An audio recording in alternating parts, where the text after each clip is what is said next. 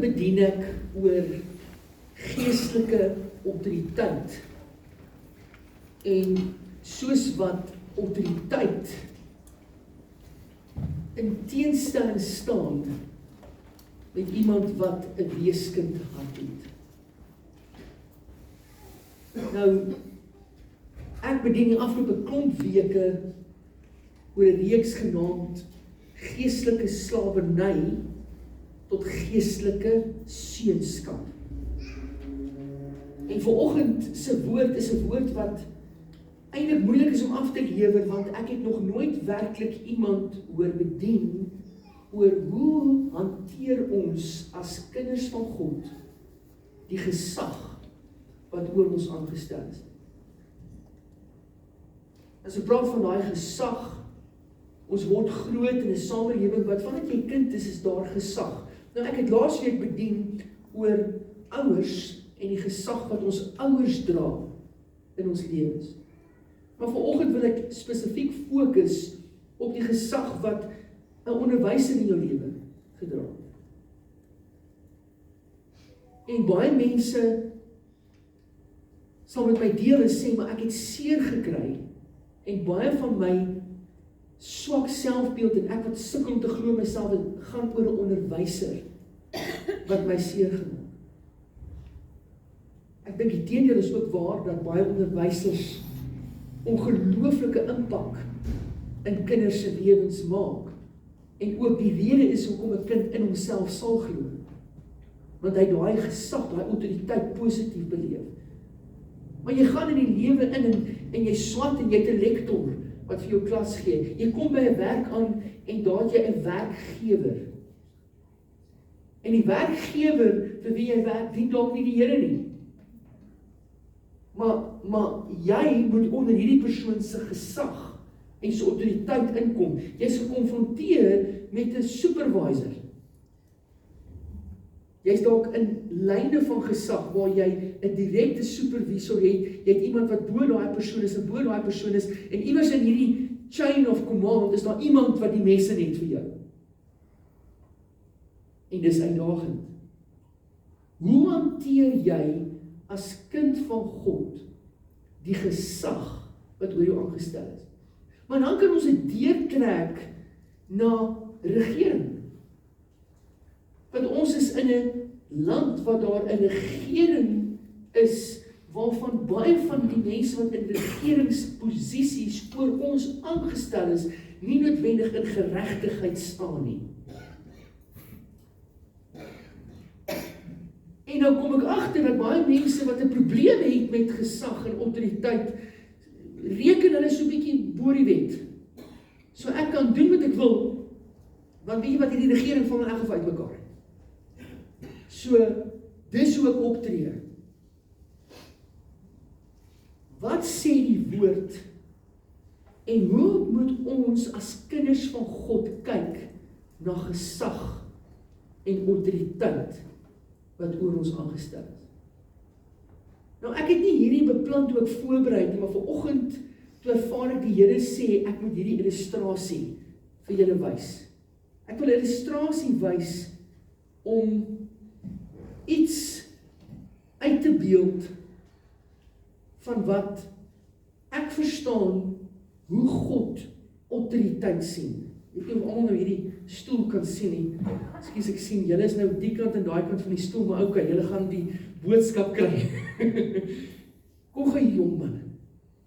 Ja, kom gou hier, goeie gebruik as, maar hy's nou heeltemal onvoorbereid, die arme man. Okay, maar kom maar hierso. Dit gaan nie so bad wees nie. Ek wil gou 'n voorbeeld stel en ek wil sê, hierdie jong man, kom ons sê hy verteenwoordig Christus vir die oomblik. Dis nou 'n belangrike rol om te vervul. Vanoggend Jesus te verteenwoordig. En wanneer jy as kind van God, wanneer jy Jesus Christus aanneem as jou verlosser, nee, dan kom jy onder die gesag van Christus in.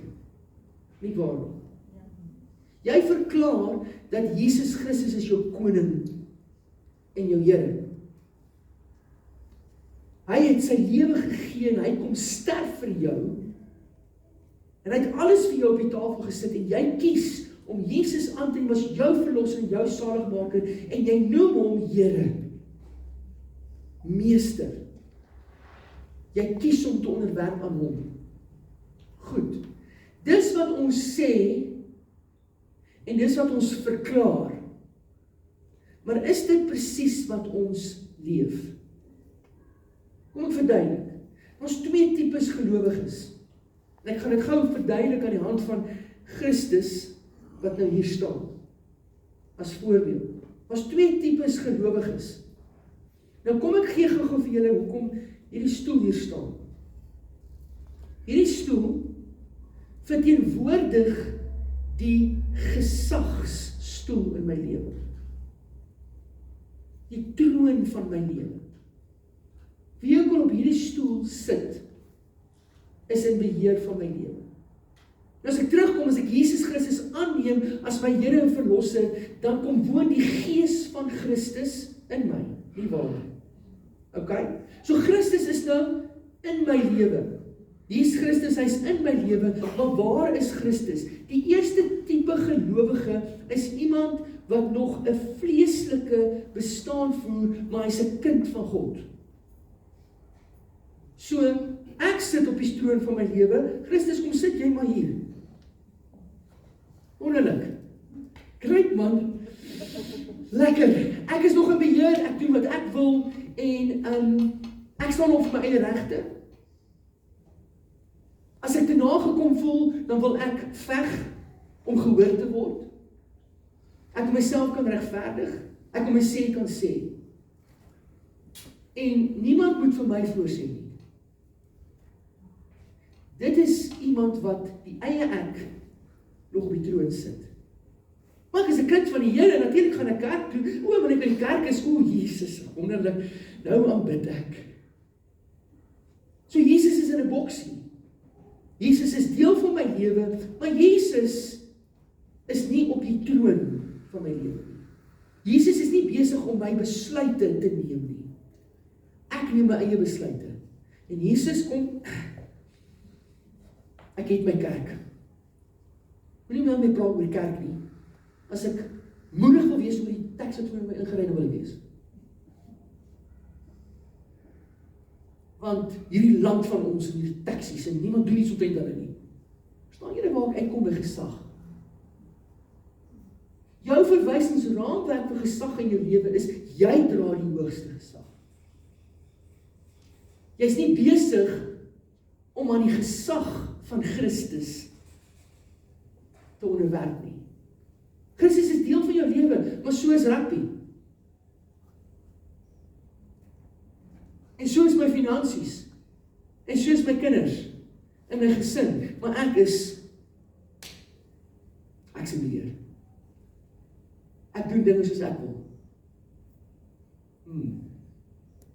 Dink 'n bietjie oor wat ek sê. Hoeveel van ons is nie daar nie? En wanneer dinge nie uitwerk nie, verstaan ek nie hoekom nie, en ek beklei en ek stry en ek is gefrustreerd en ek kom in Moses te keer op keer en ek val en ek gly en ek stamp my kop elke keer, maar nog steeds wil ek in beheer wees. Nog steeds moet niemand my voorsê wat ek moet doen. Dis 'n vleeslike Christen. Kind van God, gelowige, die Gees van God ontvang, binne hom, maar laat nie Christus toe om in beheer te kom van sy lewe. Terwyl die woord sê, Galasiërs 2 vers 20 sê, ek is saam met Christus gekruisig. En is nie meer ek wat leef nie, maar Christus wat in en deur my lewe. En die lewe wat ek nou lewe, leef ek in geloof in die Seun van God, wat sy lewe vir my gegee het. En daarom gee ek my lewe vir hom. 'n geesvervulde kind van God sê, die Gees van Christus in my sit op die troon. En ek onderwerp aan die Gees van Christus.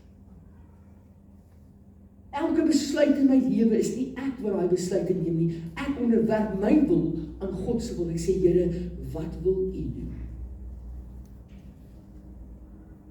Hoe wil U hê moet ek reageer teenoor die taxi wat voor my inry? Hoe wil U hê moet ek reageer teenoor my belastingopgawe wat ek moet indien? Hoe wil U reageer? Ek moet reageer teenoor my werkgewer wat sy mes in het vir my die hele tyd. Here, hoe wil U hê moet ek optree waar ek ook al gaan?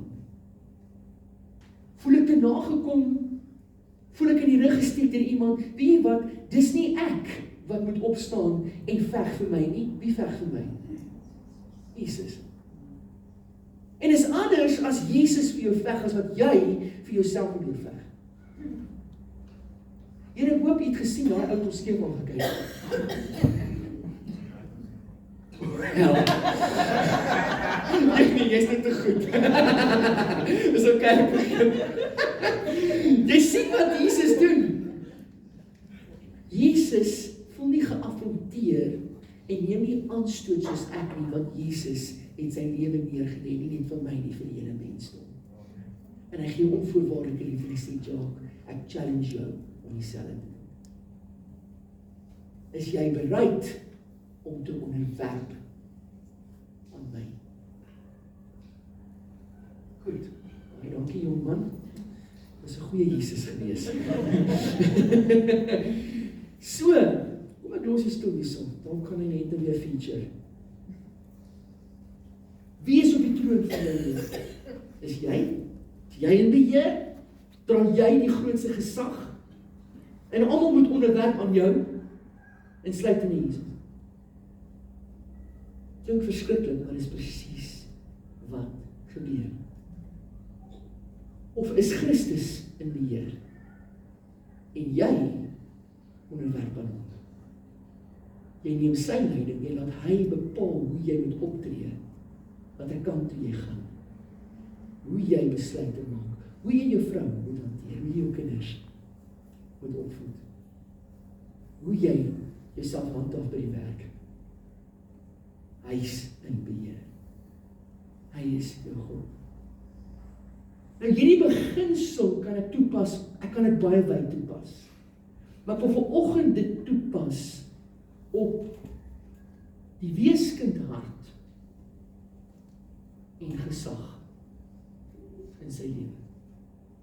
Want die uitdaging is soveel kinders van God sit nog met weeskind harte en ons hanteer gesag en autoriteit in ons lewens soos 'n weeskind sou. En nie soos 'n seun van God of 'n dogter van God. Dit sou nie. Ons voel geaffronteer, ons is reg om te beklei, ons is reg om te beskinder, ons is reg om te toi as dit moet, man. Want ons is vies en kwaad vir almal wat ons te nakom. En ek hoef jou vanoggend uitwys, as jy vies en kwaad is, vir al daai persone wat jou klaarblyklik te nakom, is jy eintlik vies en kwaad vir die Here. Want die Here stel gesag daar. Die gesag in jou lewe verteenwoordig die orde van God. Something's gotta give.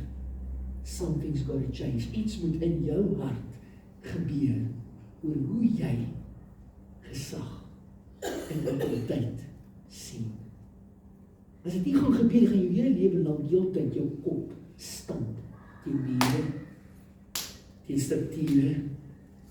En jy gaan heeltyd voel jy is aan die beklei en jy gaan wil uitklim die heeltyd wat ek my eie besigheid begin. Dan begin jou eie besigheid, dan werk die besigheid nie, maar nog steeds stamp jy kop oor ons waar jy gaan, totdat jy begin kom waar jy bereid is om te submit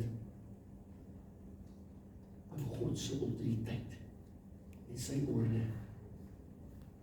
En in oorwinning kom, want jy weet wie jy is in hom. En hom vertrou dat hy in jou beste belang gaan optree. Dat hy vir jou gaan veg. Dat hy jou vooruit gaan. Jy sien, iemand met 'n weeskind hart kan nie autoriteit of gesag oor hom of haar aanvaar nie. Soveel mense is daar. Aangesien 'n weeskind hart hom of haarself nie aan God kan onderwerp nie, kan hy of sy ook nie aan enige vorm van gesag of autoriteit onderwerp nie. Dit klink geweldig, want hoe sê jy nou vir my, ek onderwerp nie aan God nie? Hoor die man sê vir my, sit jy daar? Of is jy hier, op jou knieë? Waar is jy?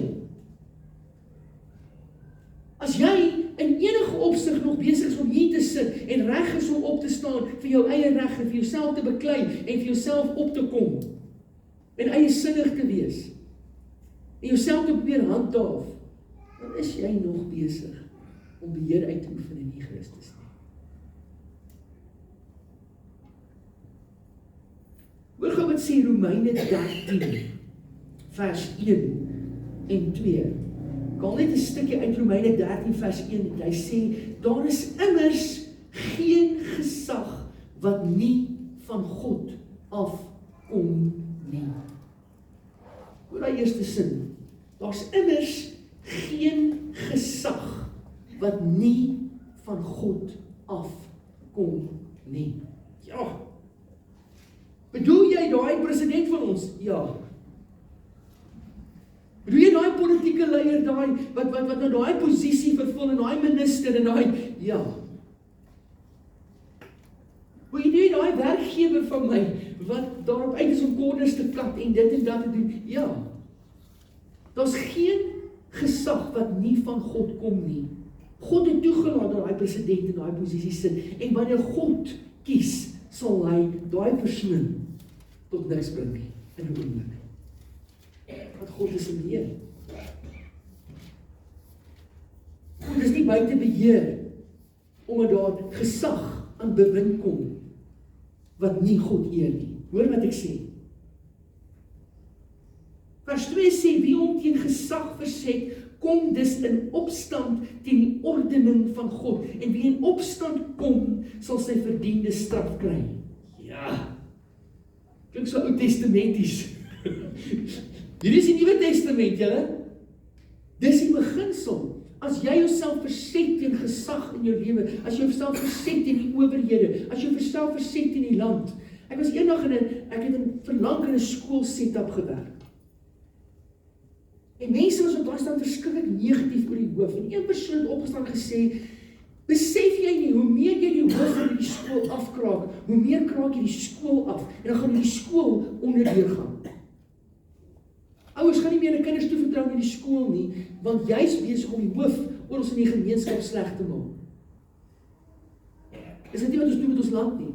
Gaan sleg in ons land, maar wat doen ons om dit aan te help? Ons is besig om ons president af te kraak, en ons regering af te kraak, in steede van lewe te spreek, en van dit te bid, soos wat die woord vir ons vra. Is ons besig om af te kraak. As jy jou werkgewer om elke hoek en draai en sleg maak, wat gaan gebeur? Jou werk gaan nie goed doen nie. Ek het gedink aan die voormaak en hier kom hy. Dis 'n baie eenvoudige voorbeeld van hierdie beginsel. Ek is eendag in Steelpoort, so pad om 'n paar myne daar te gaan sien. Ek stop by 'n garage in Steelpoort, om petrol in te gooi.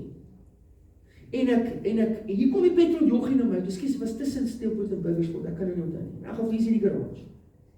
En hier kom die petrol joggie, en ek gooi petrol in, en toe ek klaar in petrol ingegooi, toe kom hy na my, toe hy sê, hoor, ag, my baas wil hê ek moet hierdie pamfletjie vir jou gee.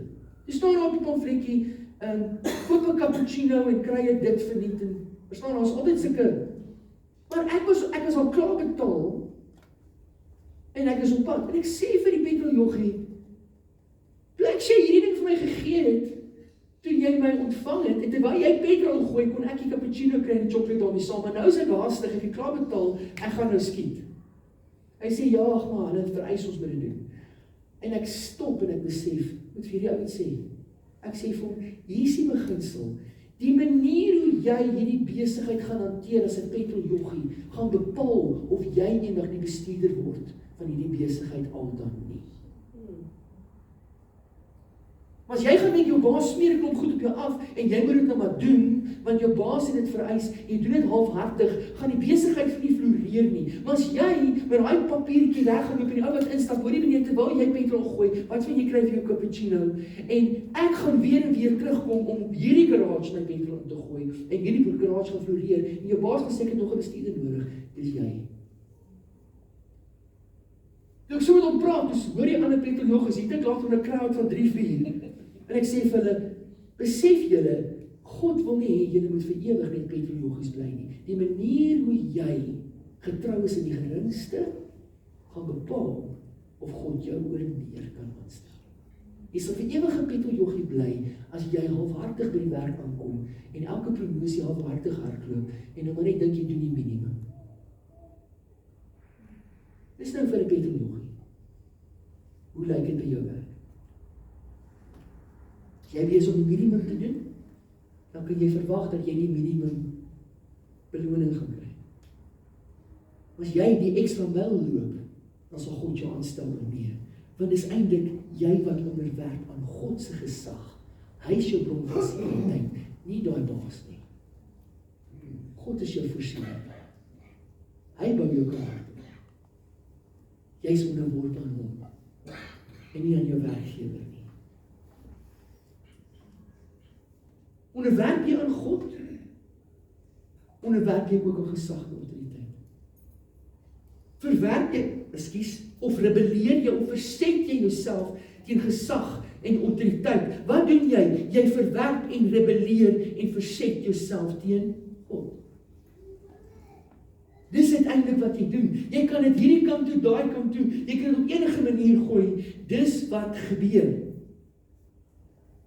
Ek sê nie, ons almal moet perfek wees nie. Want jy kan hierdie ding wyd deurtrek. O, hemel, julle, hier kom nou 'n ding. Hier in Mosambiek, die afgelope week, is hulle nog ons geneig om met kameras oor ons te staan. En hulle wil jou aftrek vir elke ding. Nou hoor vir my, as jy in Mosambiek by die spoedreëls kan bly, dan is jy waaragtig goed. Want daai 100 sone is 3 kilos, dan moet jy 80, 60. 60. En dan kom die 100 bordjie nie weer, as jy weet sien die 81, 60. Nee, waar was die 100 bordjie gewees? Ek het al die pad 60 gery. So dis onmoontlik amper om heeltyd by die spoedgrens te hou.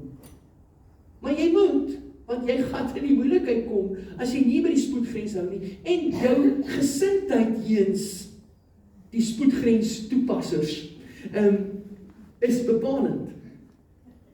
En toe gebeur dit nou op 'n stadium dat Rudy vir my die stokke gee, ons het met Rudy se bakkie gery, en gister, en nou as jy vir Jackie stokke gee, ek is nie noodwendig aan die jaag nie, maar ek hou by daai spoedgrens. Want anders kom jy nie, ons ry 12 ure van Shai Nasser te Son, tot in Ermelo, waar Rudy hulle afklim, 12 ure. Verstaan, soos die kraai vlieg, is dit so ver. Maar in terme van tyd op die pad, vat dit jou verskriklik lank. Nou, in 'n geval, dis nou eergister, ry ons, en hy het nou vir my die stokke gegee, en op 'n stadium kom daar, ek is in 'n 100 sone, maar nou ry ek in die 100 sone net so, ek ry so 105. Weet, ek wil nou 105, 110, want in elk geval as jy op die GPS kyk, dan is hy 'n klein bietjie minder. So ek hou hom op daai grens, en hier kom dit in, Rudy sê, en ek sê, okay, 80, en ek begin afsluit, en ek sluit af vir die 80, en ek sien 60, ek begin afsluit. Volgende oomblik, man, 100 meter verder, hier is die speedkop. En daai tyd was ek by 60 natuurlik. Maar hy stop my, en hier kom hy aangestap, en hy sê, meneer, ons het jou gevang as 111 in die 100 sone, 92 in die 80 sone, en 71 in die 60 sone. En met my hele lewe het niemand my nog 3 keer gevang met 1 spoedkamera nie. Dis maar wat ek gehad vir die afgelope dag en 'n half oor hierdie situasie. 111 in die 100 sone, 92 in die 80 sone en 71 in die 60 sone. Nou as jy my gekry het en my vrou weet, wat ek doen is, wat help het jy stry by jou? Toe hy begin en hy sê dit, toe sê ek vir hom, Sir, I'm so sorry. That's all I can say. Hy sê, gee my jou besienslisensie dit, die tyd klim ek nou maar uit, ek sê vir hom, I'm very sorry. Maar hy het verwag, ek gaan hap. So toe ek begin met, ek vra verskoning, toe is hy van die seile, sy wind is uit sy seile, hy kyk vir die ou langs my, Johan, sit langs my, hy kyk, what do you say, sir? En Johan is heel rustig, hy sê, no, we are all sorry. Nou klim ek uit die kar uit, hy moet my nog die kaartjie skryf, hy kyk so, hy sê, wat sy matras is hier, want ons het 'n matras al gehad, toe sê ek vir hom, we brought that mattress back for our missionary friend in the back seat, because we visited some churches in Jangamu and Quinjata and Painan. Hy sê, Quinjata, Painan, ek sê, ja, we visited some igreja there, we ministered the gospel. He says, okay. Take your ticket. Thank you for apologizing. You can go. Die manier hoe jy gesag hanteer, gaan bepaal hoe jy koppe stamp ander nie. Want het ek met hom koppe gestamp, dat ek weggestap met 'n paar duisend rand se boete. Dat ek 3 kaartjies het.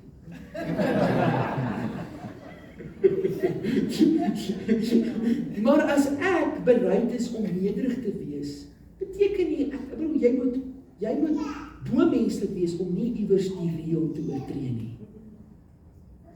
Maar jy moet 'n ingesteldheid hê van ek onderwerp aan my land se reëls. As daar staan 120, dan wil ek 120 probeer. Julle hoor, jy kies hoe jy gesag hanteer. 1 Petrus 2 vers 13 sê die volgende. Julle moet julle onderwerp aan elke menslike owerheid of gesag. Omdat die Here dit wil, moet julle onderwerp. So met ander woorde, respek en ontzag vir die autoriteit wat oor ons aangestel is nie net 'n wetlike vereiste of sosiaal aanvaarbaar nie. Dit is ook 'n geestelike beginsel. Dis God se wil om te onderwerp aan gesag. Om 'n gesag te onderwerp is om die wil van God na te kom. Ons houding teenoor gesag weerspieël met ander woorde ons verhouding met God, ons Vader. As ek 'n crappy houding het teenoor gesag in my lewe, dan beteken dit my verhouding met God is nie op die regte plek. Ek moet my verhouding met God herstel as ek sien ek is besig om my baas te chirp. Julle hoor? Efesiërs 6 vers 6 tot 7, ek lees in Nuwe Lewende Vertaling. Moenie mense, en ek wil hier insit, jou werkgewer probeer tevrede stel deur net gehoorsaam te wees wanneer hulle jou kan sien nie. Nee. Werk as slawe wat tot daar in hakie sê, diensknegte van Christus wat met volle oorgawe God se wil doen. Doen julle werk entoesiasties asof julle dit vir die Here doen en nie vir mense nie. As jy nie hierdie beginsel kan vat nie, gaan jy die hele tyd gefrustreerd wees in elke werksituasie waarin jy instap. Want as jy nie gaan besef nie, ek werk hier, nie vir hierdie ou vir daai salaris nie, ek werk vir die Here. En ek doen wat ek doen asof ek dit vir die Here doen. Ek is onderworpe aan hom. Ons dien die Here deur ons gesindheid teenoor die wat 'n gesag oor ons aangestel is. Dit wys of ek God dien of dan nie. Doen jou werk met entoesiasme, met toewyding. Doen dit met uitnemendheid. En soos wat ek vir daai petroljoggies gesê het, word jy dalk die bestuurder wat aangestel word oor ander. Dis wat die Here met Josef gedoen het. Josef het as slaaf in diens van Potifar gekom, en as gevolg van sy gesindheid is hy aangestel oor sy hele huishouding. Hy het as tronkvoël in die tronk beland, onregverdig, maar as gevolg van sy gesindheid het God toegesien dat hy aangestel is oor al die inwoners van die tronk.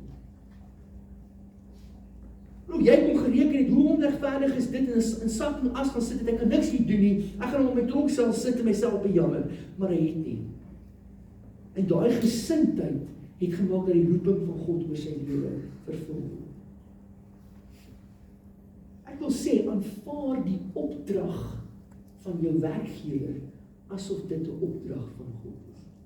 Ja, dis moeilik, maar dis die beginsel. Volgende skrif, Spreuke 13 vers 18, hoor gou hier, armoede en vernedering wag vir iemand wat hom nie wil laat leer nie, en nie wie 'n teregwysing ter harte neem, word geëer. Jy is nooit te oud om te leer nie. Teregwysing is vir seuns en dogters in hulle vader se huis, wie oop is vir inspraak en die bereid is om te leer. So wanneer jy in 'n werksetup oor die vingers getik word, al voel jy moed daaroor, vat die hou op die ken, soos 'n seun of 'n dogter in jou pa se huis. Want God sê, wanneer jy tereggewys word, deel ek met jou as 'n seun. Al is dit in 'n setup waar jy voel, ek verdien dit nie. Dis onregverdig. Dis nie wat my toekom nie. En jy reg is om te beklei vir jou reg. Onderwerp aan dit. Hoe moet sê Hebreërs 13 vers 17, ek lees ook in die Nuwe Lewende Vertaling, luister na julle voorgangers, goed, nou trek ek om deur, nie net na gesag in die werksplek of 'n onderwyser nie, of die regering nie, kom ons trek hier dieselfde beginsel deur na die kerk julle. Want in die kerk is daar geestelike leiers, en soveel mense, en ek wil sê hier voor my, hoeveel van julle het nie al seer gekry in die kerk nie? Het nie al seer gekry met kerkleiers of leierskap in die konteks van gemeenskap van gelowiges wat jou te nagekom het, jou in die rug gesteek het, wat jou teleurgestel het. Hoekom? Hulle is mens.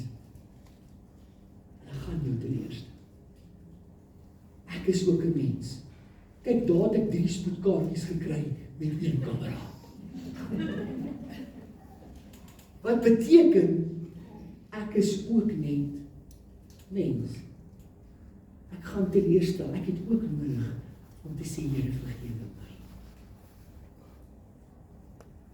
Ek het U genade nodig. Luister na julle voorgangers en doen wat hulle aan julle opdra. Hulle taak is om te waak oor julle geestelike lewe, want hulle moet aan God verslag doen. Help hulle om dit met blydskap te doen. En nie met 'n beswaarde hart nie. Dit sal sekerlik vir julle geen voordeel inhou nie. Jy wil tog tot seën wees vir diegene wie God oor jou aangestel het, nê? Jy wil hê dat wie ook al jou lei en wie ook al jy aan onderwerp, dit vir daai persoon 'n blessing is om Jacques in sy span te hê.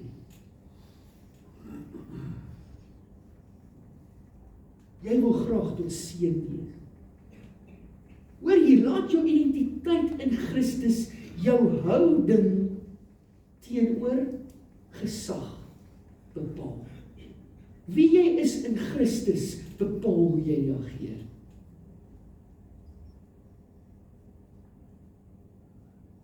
Paulus, as ons praat in die konteks van geestelike leierskap, sê 'n stunning ding in 1 Korintiërs 11 vers 1, hy sê, volg my voorbeeld na, soos ek die voorbeeld van Christus navolg. Uiteindelik, ek as 'n leier, wat jou moet lei, al wat ek het 'n spieël in die hand, en ek sê, volg my na, soos ek eintlik Christus navolg. Moenie na my kyk nie. Ek is eintlik net die persoon wat jou wys na Christus toe. Dit is wat ek glo in die hart is. Nou, ek wil graag vir die oomblik net die twee te mekaar opweeg, want my tema is die weeskind hart en autoriteit. Hoe sal 'n weeskind hart se reaksie teenoor gesag en autoriteit lyk? En hoe lyk 'n seunskap ingesteldheid teenoor gesag en autoriteit? hart se reaksie teenoor gesag en autoriteit sê die volgende: hy reageer met wantroue. Hy sien gesag as 'n bedreiging of 'n beperking vir sy vryheid. Terwyl iemand met 'n seunskap ingesteldheid reageer met vertroue. Hy sien gesag as God se beskerming en sy orde.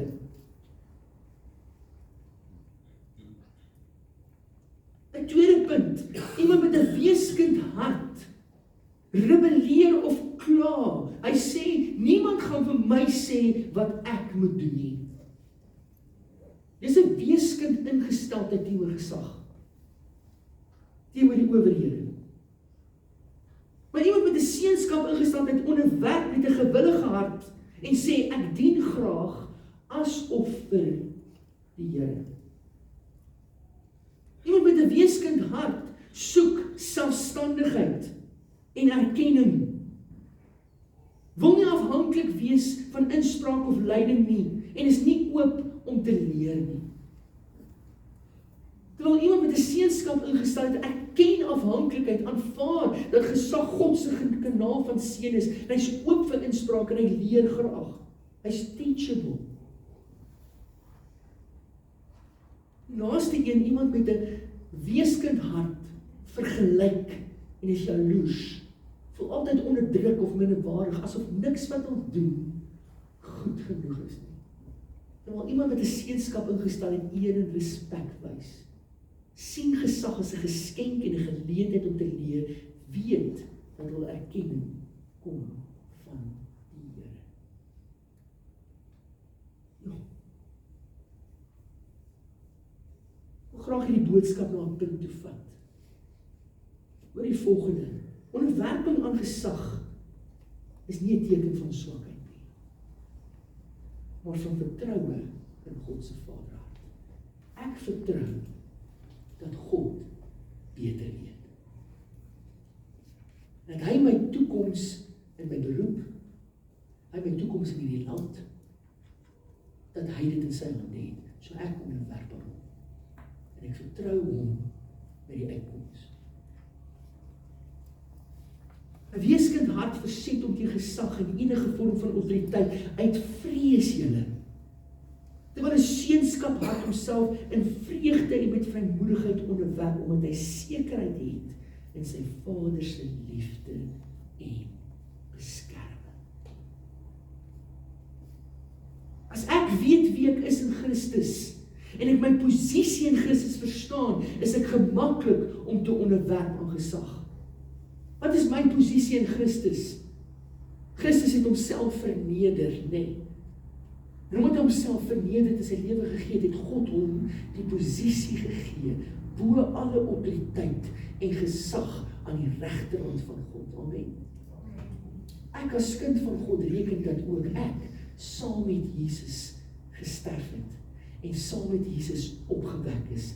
En Efesiërs 2 vers 6 sê, ek sit saam met Jesus in hemelse plekke, in 'n posisie van gesag en autoriteit, saam met hom. Nie uit my eie krag nie.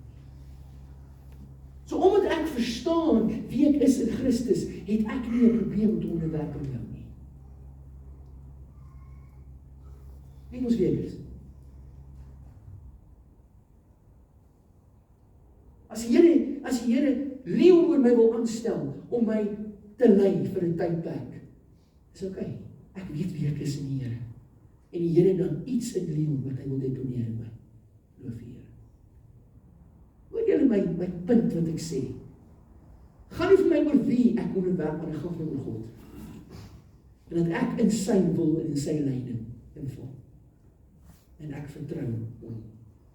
Ons het dus nodig om alle vorme van gesag en autoriteitsstrukture te respekteer en te eer. Of dit by die huis is, of dit by die werksplek is, of dit in 'n gemeente is, of dit in 'n gemeenskap is. God vra van ons om gesag te eer, asof komende van hom.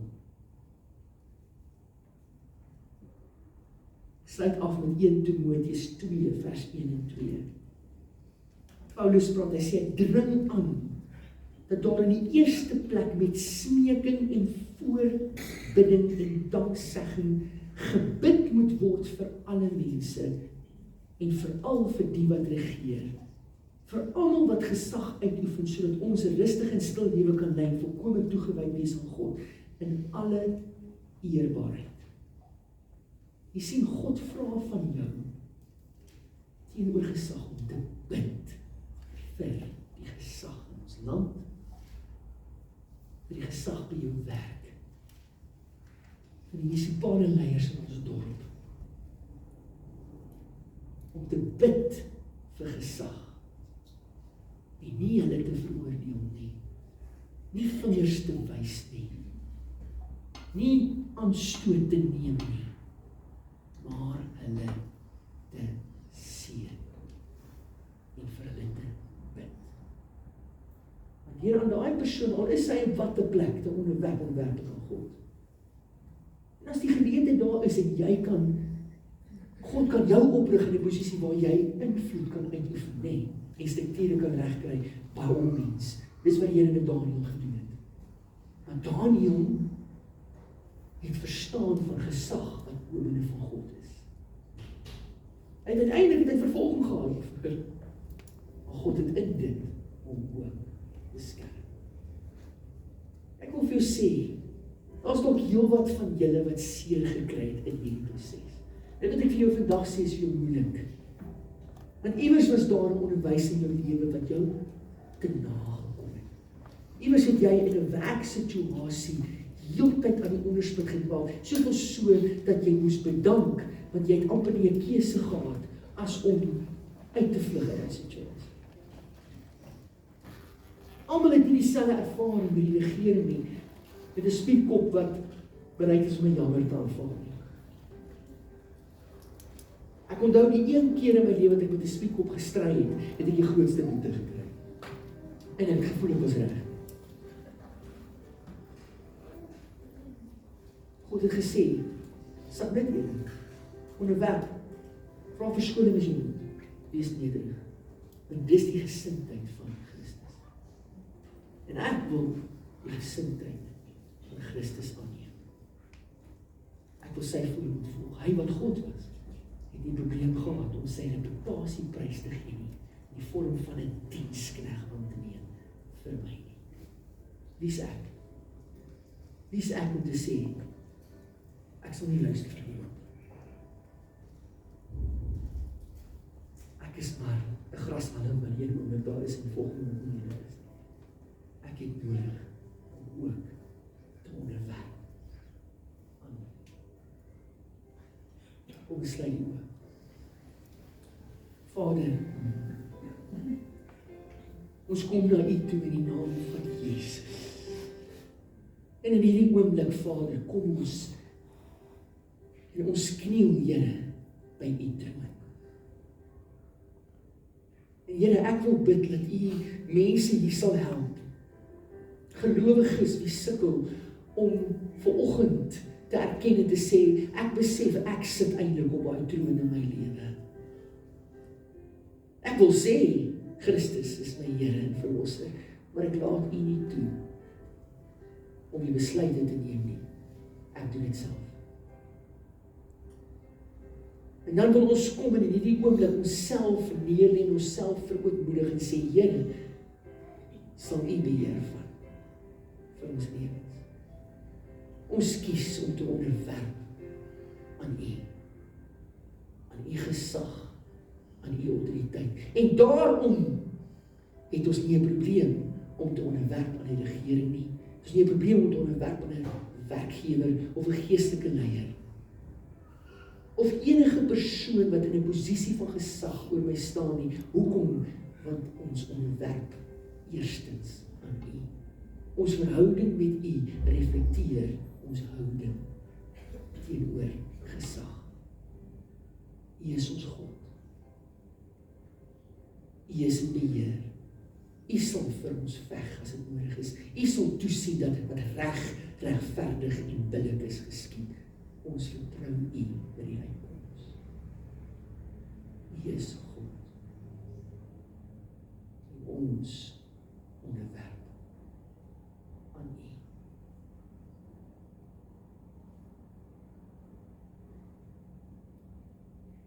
Dankie Here.